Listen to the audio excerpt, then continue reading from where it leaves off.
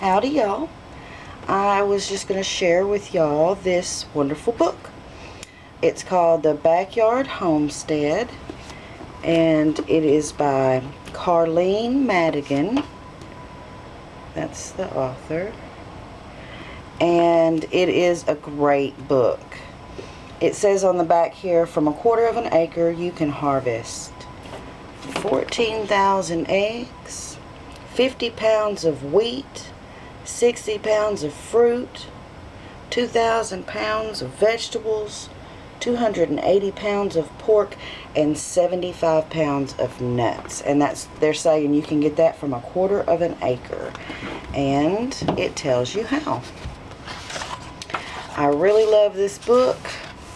It is full of useful advice and tips and hints, and I would recommend it to anyone who's wanting to get started trying to grow and produce your own food. And it shows a tiny little plot. This is 1/10 of an acre, and then it shows the 1/4 acre and everything they've got planted on it, and then that shows a 1/2 acre when they really just added like a cow and a goat. So yeah, this is a great book. It touches on everything from the very beginning, on how you're going to start your seedlings and how you're going to do your crops, how to prepare the soil, and like rows versus patches, and how much you can get or expect to get, how to lay out your garden, depending on the size and where you're at, what you should grow, and your cool and warm season plants, and depending on where you're at, how to extend your growing season. Lots of tips and tricks. It teaches you about the zones and where you live, and ways to grow things in your part of the country. It just has a little bit of everything. It starts with the germinating your seeds and when to transplant, how to harden them off and get them out in the garden. It's got lots of different suggestions on trying to grow plants in new and different ways. And after you've harvested, how to save your seeds for the next year. And it's full of wonderful charts. If you're looking for something specific, you can look at a chart and it will take you right to it. And it's got this wonderful encyclopedia. It's got a bunch of vegetables that goes in alphabetical order, and it just tells you all kinds of stuff, like little tips on the melon hammocks and just all kinds of stuff. And there's all little whatever you'd like to do. Like for onions, it tells you how to do an onion braid and how to keep those. And so it's really informative, and it just has just a little bit of everything. If there's something you're interested in doing, this will help you. It talks a little bit about canning, so how to store your harvest, different ways. So that was all vegetables, and now it's going into fruit and nuts. So it goes through brambles and like vines for grapes and everything. And I just love this book. I had no idea about most of this stuff. It's really informative, and of course, if you see something in here that you're interested in, you can always learn more about it. You can research more about it. It talks a little bit about your fruit trees and how they're a bit of a long-term commitment, and you want to put them in optimal places because you don't want them to block the sun from your garden. And lots of tree care, how to make sure they get pollinated so you'll have maximum fruit. And it goes into a little bit of landscaping, how you can use plants that produce food in your landscaping, and more charts, which really are very handy to look up a very specific plant. And again, helping you with your harvest. It talks a bit about drying fruit, making wine, and cider, I believe it goes into, and some vinegars. Yeah, cider making and vinegars. And there's lots of little bullet points here and there, like how to make herbed vinegars, and oh, just a bunch of different stuff.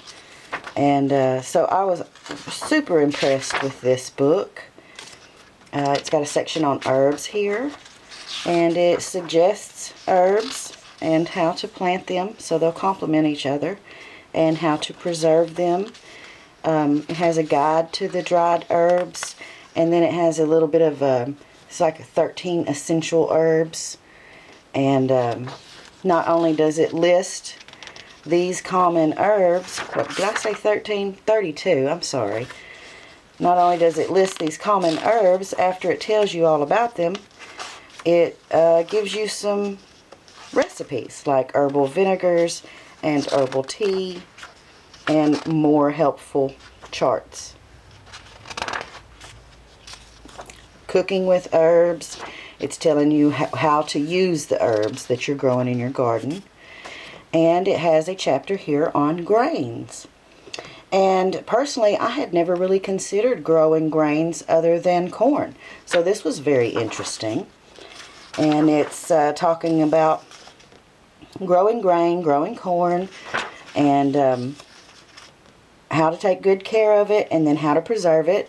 You can dry your corn and store it for grinding. And here it talks about wheat, and how, you know, a single person can do the wheat and thresh it themselves. It suggests just an old aluminum trash can for threshing wheat, in a large clean trash can. And then, you know, separating the chaff. And it's got lots of hints, tips, tricks, sprouting your own grains, making oatmeal, basics of bread making. So this section was particularly interesting to me. Has all the stuff that you'll need, and lots of recipes, and how to make wonderful, yummy homemade pasta. And it's not just all old-fashioned by hand recipes. They tell you how to use your food processor and your bread machine and your pasta maker, so to make it easier. And then it has this section on beer, so you can grow your own hops and barley and make some beer. It tells you what you need and how to do it.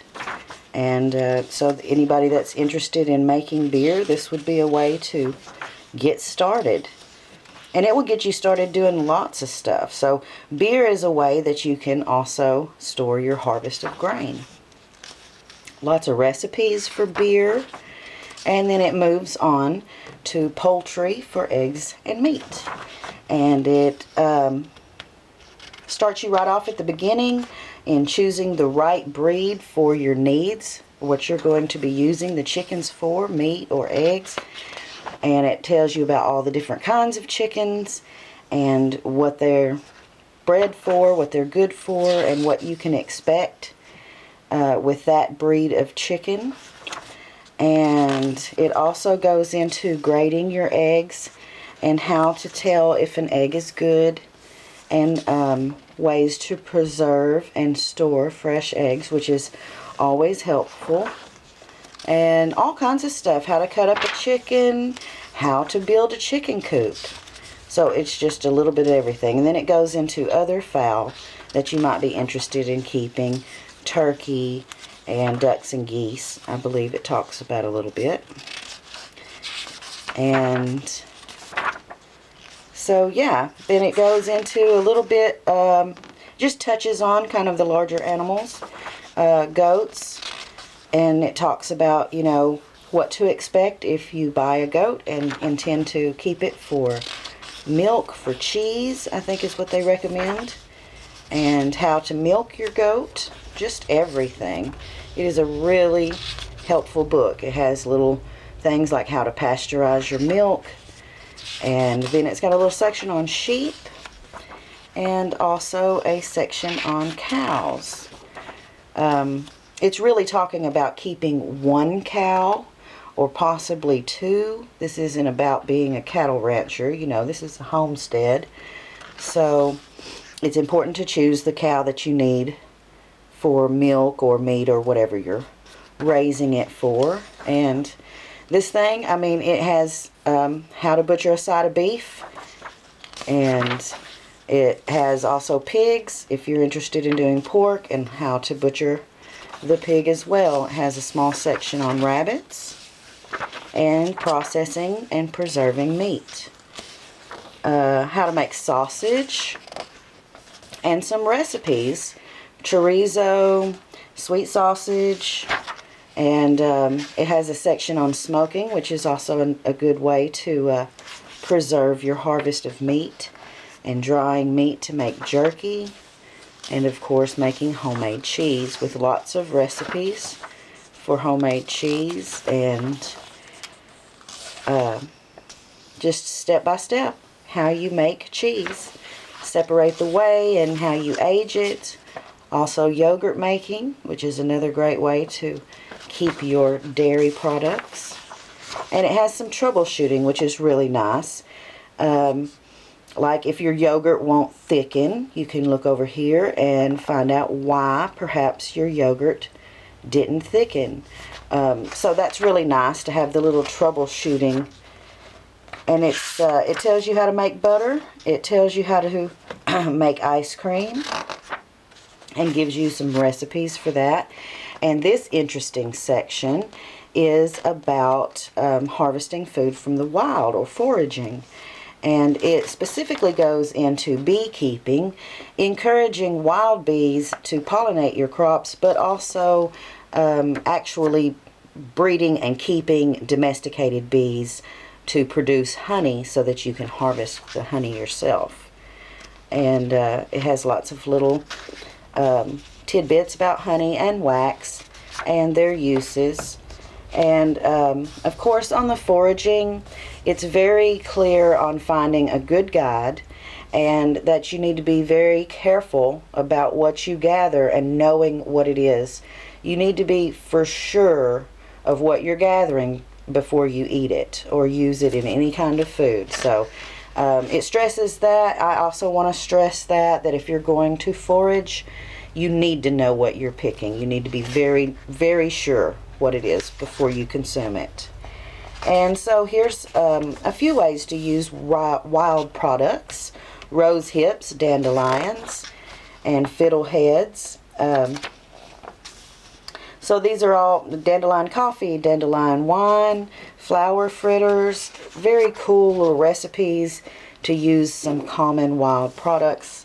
And then it goes just a little bit into tapping maple trees for syrup, when that should happen, and how to do so. So then it's got a little section on resources and a very nice index to help you find what you're looking for. So I just wanted to share this wonderful book with you. I was very impressed with it, and I've read through it a couple of times. I've loaned it out. I can't tell you how many different people I've loaned this wonderful book to. And so if you see this, I think I got this at Tractor Supply. It was probably $25 or so. I usually don't spend more than $30 on a book. So if you see this book, The Backyard Homestead by Carleen Madigan, I would definitely suggest you pick it up. It's a great book full of interesting and very informative facts about your backyard homestead. So, thanks for joining me for my little book review, and y'all, go Team Woodcutter! Be sweet.